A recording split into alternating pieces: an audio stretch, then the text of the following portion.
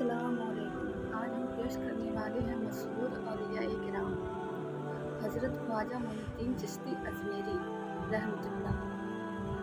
हज़रत की पैदाइश मुल्क सजिस्तान में सन 537 हिजरी मुताबिक 1142 ईस्वी में हुई थी।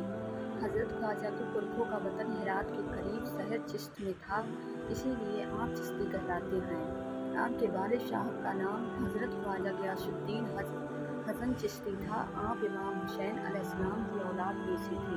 हज़रत ख्वाजा की शुरू की तालीम और तरबियत आप ही की निगरानी में हुई, लेकिन हज़रत ख्वाजा की उम्र मुश्किल से 11 साल थी कि आपके वालिद इराक में वफात पा गए। हज़रत को बाप की मीरास से एक बाग मिला था।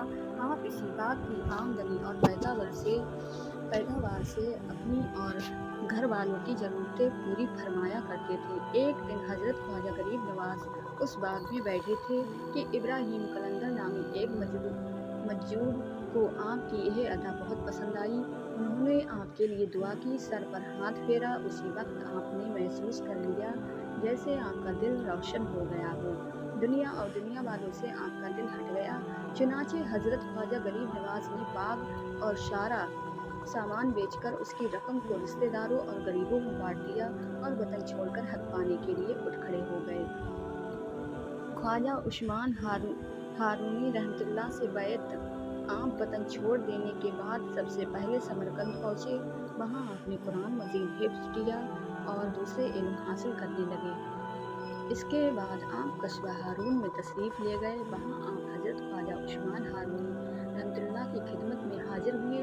उन्होंने आपको खास मुरीदों में शामिल कर लिया। इसी बीच आपने अपने पीर के साथ दमिश्क का सफ़र भी किया। वहाँ आपने दरवेशों की एक ऐसी जमात देखी जो खुदा के इश्क में मस्त थी। आपने उनसे भी फ़ायदा उठाया। इसके बाद मक्का मुअज़्ज़मा और मदीना मुनव्वरा को रवाना हुए। उस वक्त भी आपके साथ हज़रत ख्वाजा उस्मान हारूनी थे। हज़रत ख्वाजा उस्मान हारूनी की आप पर बड़ी मेहरबानी थी। आपकी पूरी तरबियत उन्होंने की, यहाँ तक कि पूरा सिखाने पढ़ाने के बाद उन्होंने ही हज़रत ख्वाजा से फरमाया, अय मोइनुद्दीन, ये सब तालीम तुम्हारी मुकम्मल तरबियत के लिए थी। तुमको इन तालीमात पर पूरी ज़िंदगी अमल करना है ताकि क़यामत के दिन मुझे शर्मिंदगी ना हो। हज़रत ख्वाजा उस्मान हारून की तालीमात से फारिग होकर आप अपने वतन सजिस्तान वापस तशरीफ़ ले आए और वहाँ से तबलीग के लिए हिंदुस्तान के लिए रुख किया।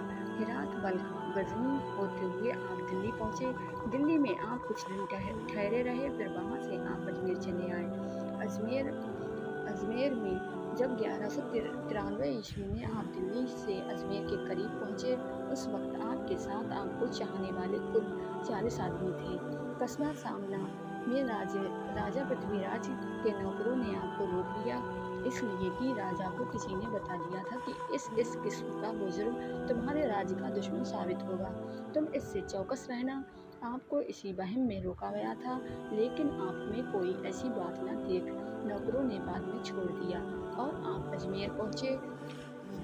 अजमेर शरीफ पहुँचने के बाद हज़रत ने आबादी के बाहर एक पेड़ के नीचे पड़ाव डालना चाहा। यह वह जगह थी जहाँ राजा के ऊँट बांधे जाते। रात के वक्त जब राजा के ऊँट आए तो बादशाह के नौकरों ने हज़रत से कहा कि यह जगह राजा के ऊँटों के लिए है, यहाँ आपको पड़ाव नहीं करना चाहिए। आपने फरमाया, अच्छा भाई, हम यहाँ से उठ जाते हैं, तुम्हारे ऊँट यहाँ शौक से बनते। यह फरमाने के बाद हज़रत वहाँ से उठकर तालाब अन्ना सागर के किनारे चले गए जहाँ मंदिर थे और वहीं क़याम फरमाया। आपका मुकाबला जादूगर का। बयान किया जाता है कि अजमेर शरीफ में एक ज़माने से एक जिन रहता था। राजा और अजमेर के बसिंदे इस जिन से इतनी अकीदत रखते थे कि वे उसे पूजते थे। राजा ने उस जिन के वास्ते कुछ परगने भी वक़्फ़ कर दिए थे। हज़रत जब वहाँ पहुँचे और आपकी बुजुर्गी आमतौर से लोगों तक पहुँचने लगी, तो यह जिन भी हज़रत की खिदमत में हाजिर हुआ। उस पर आपके अखलाक का, आपके रहन सहन का और आपकी बातों का इतना असर हुआ कि उसने फ़ौरन ही इस्लाम कबूल कर लिया और आपके अकीदतमंदों में शामिल हो गया। हज़रत ने इस जिन का नाम सादी देव रखा और अपनी तालीम व तरबियत से उसे कमाल दर्जे तक पहुँचा दिया। इस जिन का हज़रत के खादमों में शामिल होना था कि लोगों ने मुखालिफत करना शुरू कर दिया कि आप बहुत बड़े जादूगर हैं और और सिर्फ जादू के जोर से उनके मौजूद जिन्न को काबू में कर लिया है। इसलिए हजरत के मुकाबले के लिए चोटी के जादूगरों की खोज शुरू हो गई।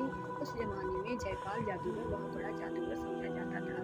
जयपाल के बारे में आम ख्याल यह था कि दुनिया का कोई बड़े से बड़ा जादूगर उसके मुकाबले पर नहीं ठहर सकता। चुनाचे राजा पृथ्वीराज ने जयपाल को हजरत के मुकाबले पर तैयार किया। जयपाल जादूगर जब हजरत के मुकाबले के लिए आया तो उसके साथ 1500 मुरीद जादूगर थे।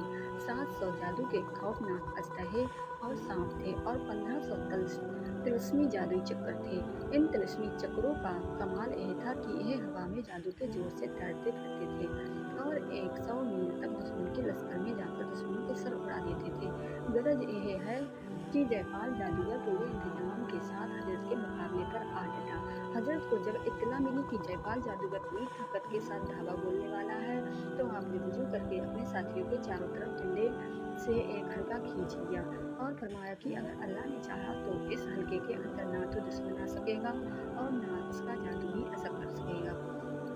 चुनाचे जब जयपाल अपने साथियों के साथ इस हल्के के पास पहुंचा और हल्के के अंदर कदम बढ़ाने की कोशिश की तो सबके सब मुंह के बल गिर पड़े। इस कोशिश में नाकाम होने के बाद जयपाल ने अपने जादू की दूसरी ताकतों से काम लेना चाहा, लेकिन अल्लाह की कुदरत से जयपाल का कोई जादूगर भी कामयाब ना हो सका, बल्कि उल्टा उसी की तबाही की वजह बन गया। हालत यह थी कि जयपाल हजरत पर जो भी जादू करता था वह पलटकर जयपाल ही के आदमियों को फना कर देता था। उसके फेंके हुए भयानक तिलस्मी चक्कर पलट कर उसी के आदमियों की गर्दनें उड़ा देते थे और उसके जादू के तमाम सांप और अजदहे हजरत पर हमला करने की बजाय पहाड़ों में घुस गए थे।